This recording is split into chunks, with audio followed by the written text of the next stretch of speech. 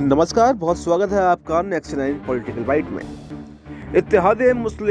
इत्तेहाद मिल्लत परिषद यानी IMC के संस्थापक मौलाना तौकीर रजा खान अजमेर दरगाह विवाद के बाद बुधवार को अजमेर पहुंचे। उन्होंने बांग्लादेश में हिंदुओं पर हो रहे अत्याचार की निंदा भी की। उन्होंने कहा कि हिंदुओं को खास तौर से निशाना बनाया जा रहा है, उनके मंदिरों पर हमले हो रहे हैं, तो मैं सरकार से मांग करता हूं कि मुझे बांग्लादेश जाने की इजाज़त दे दी जाए। मैं अपनी टीम के साथ वहां जाना चाहता हूं और वहां के अल्पसंख्यकों की सुरक्षा के लिए काम करना चाहता हूं। मौलाना तौकीर रजा खान ने कहा कि बांग्लादेश में जो हालात हैं वो बहुत चिंताजनक हैं। मुझे जो जानकारी मिली है उसके मुताबिक वहां तख्ता पलट हुआ है। भारतीय मीडिया इसे इस तरह से पेश कर रहा है कि वहां हिंदुओं के खिलाफ जातीय भेदभाव हो रहा है, और अगर ऐसा धर्म की वजह से हो रहा है तो ये बहुत गलत बात है। हम इसकी कड़ी निंदा करते हैं। चिश्ती साहब और अन्य लोग भी इसकी निंदा करेंगे।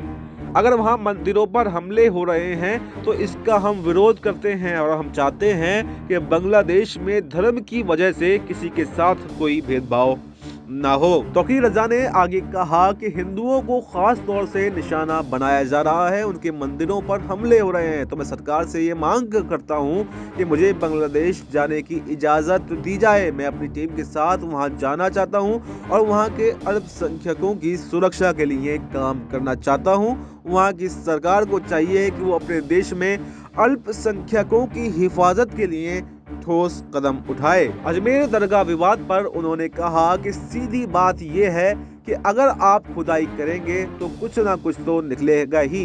अगर आप और गहरे खोदेंगे तो और भी चीजें सामने आ सकती हैं। अगर आप खुदाई करते रहेंगे तो हो सकता है कि डायनासोर के अंडे या डायनासोर के अवशेष भी यहाँ पर मिल जाएं। अब सवाल ये है कि इस खुदाई से देश को क्या लाभ होगा। असल मकसद तो ये नहीं होना चाहिए कि किसी पुराने मंदिर को ढूंढना है, बल्कि उसका असली उद्देश्य अपनी पहचान बनाना होना चाहिए। तौकीर रजा ने कहा कि जिन्होंने रसूल आजम की शान में गुस्ताखी की है उनका मकसद भी यही था, सिर्फ गुस्ताखी नहीं बल्कि अपनी पहचान बनाना। ये सब जो लोग कर रहे हैं वो देश को नुकसान पहुंचा रहे हैं। ऐसे लोगों पर सख्त से सख्त कार्रवाई होनी चाहिए। सरकार को इन लोगों के खिलाफ सर्च ऑपरेशन चलाकर इनके ठिकाना जेल में तय करना चाहिए, क्योंकि अगर इन्हें आज़ाद छोड़ दिया गया तो ये इसी तरह से माहौल बनाते रहेंगे।